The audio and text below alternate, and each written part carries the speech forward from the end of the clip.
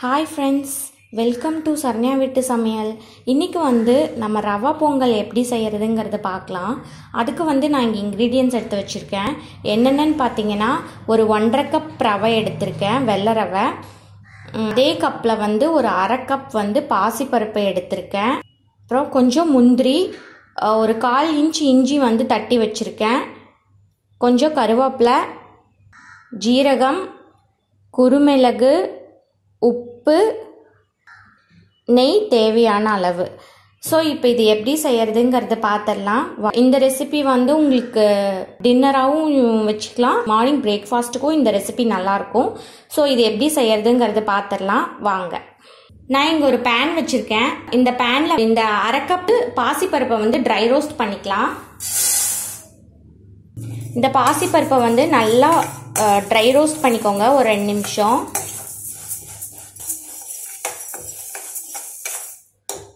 இப்போ dry roast ஆயிடுச்சு, case of பண்ணிடலாம். இப்போது இந்த வறுத்த பாசிப்பருப்பை ஒரு குக்கரில் ஆட் பண்ணிக்கலாம். இப்போது இந்த பாசிப்பருப்பை நல்லா வாஷ் பண்ணிக்கலாம். பாசிப்பருப்பு நல்லா வாஷ் பண்ணியாச்சு. இப்போ இதில் நான் 1 டம்ளர் தண்ணி ஆட் பண்ணுறேன். 1 டம்ளர் தண்ணி ஆட் பண்ணிவிட்டு இதில் ஒரு 1/4 ஸ்பூன் மஞ்சத்தூள் ஆட் பண்ணிக்கோங்க. லிட் போட்டு ஒரு 2 விசிலுக்கு வேக வச்சிடலாம். இப்போ இந்த பாசிப்பருப்பு ஒரு 2 விசில் வரட்டும். இப்போ பாசிப்பருப்பு நல்லா வெந்துருச்சு, ஸ்டீமும் அடங்கிருச்சு. நம்ம இதை ஓப்பன் பண்ணிடலாம். பருப்பும் நல்லா சாஃப்டாக குக் ஆயிருச்சு.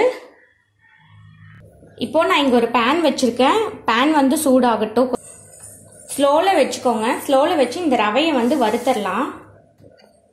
இந்த ரவையை நல்லா ட்ரை ரோஸ்ட் பண்ணிக்கோங்க.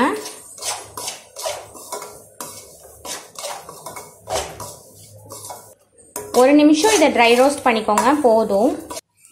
இப்போ இதை தட்டில் மாற்றிடலாம்.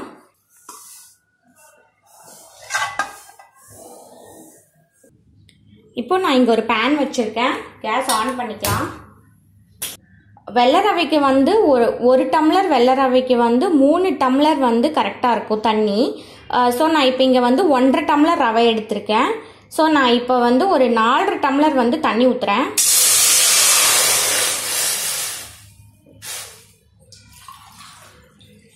நீங்கள் எந்த கப்பில் அளந்தீங்களோ அதே கப்பில் ஒரு 4 டம்ளர் தண்ணி ஊற்றிக்கோங்க.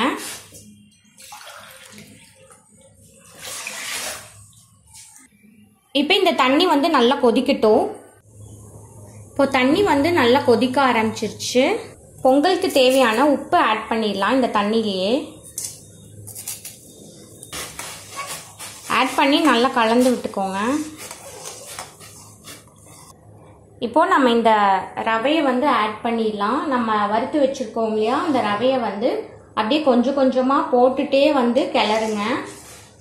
ஏன்னா வெள்ளை ரவை சீக்கிரம் கெட்டி ஆயிரும். அதனால வெள்ளை ரவையை நல்லா போட்டுட்டே கிளறுங்க.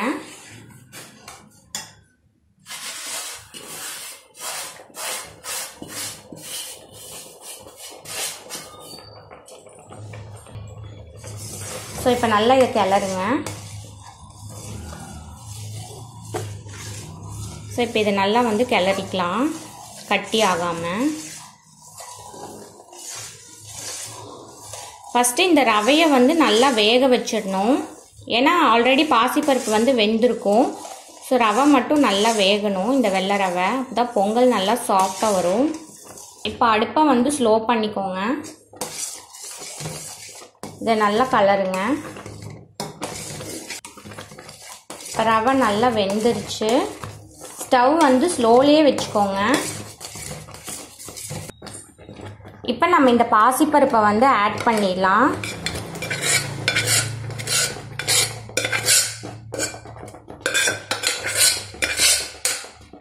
நல்லா இதெல்லாம் கிளறுங்க.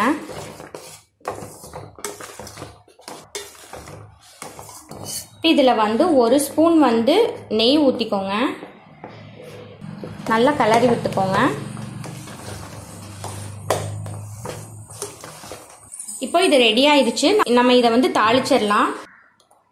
நான் இங்கே ஒரு பேன் வச்சுருக்கேன். இந்த பேனில் ஒரு ஸ்பூன் நெய் ஊற்றிக்கோங்க. இது ஹோம்மேட் நெய்.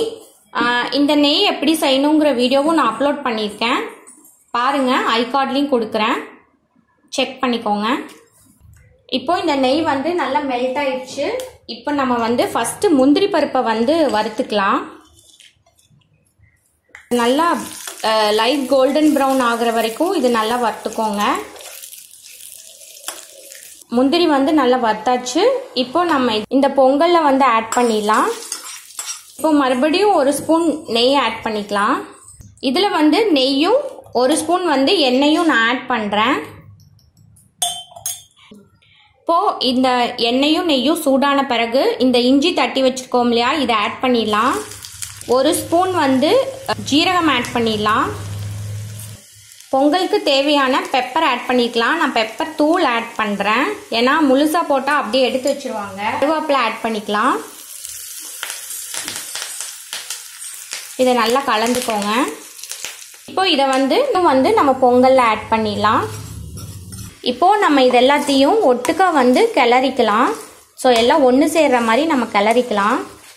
பெப்பர் வந்து அப்படியே போட்டிங்கன்னா குழந்தைங்கள்லாம் எடுத்து வச்சுருவாங்க. ஸோ இப்படி பொடியாக போட்டிங்கன்னா சாப்பிட்றக்கும் நல்லாயிருக்கும், சாப்பிட்ருவாங்க. கடைசியாக வந்து இதில் 1 ஸ்பூன் வந்து எண்ணெய் ஆட் பண்ணிக்கலாம். எண்ணெய் ஆட் பண்ணி இதை நல்லா கலந்து விட்டுக்கோங்க.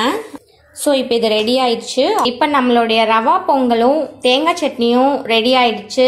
ஸோ கண்டிப்பாக இந்த மாதிரி நீங்கள் ட்ரை பண்ணி பாருங்கள். ட்ரை பண்ணி பார்த்துட்டு எப்படி இருக்குன்னு மறக்காமல் உங்கள் ஃபீட்பேக்ஸ் கமெண்ட்ஸ் என் கூட ஷேர் பண்ணிக்கோங்க. என் சேனலை சப்ஸ்கிரைப் பண்ணிக்கோங்க. தேங்க்யூ. பாய்.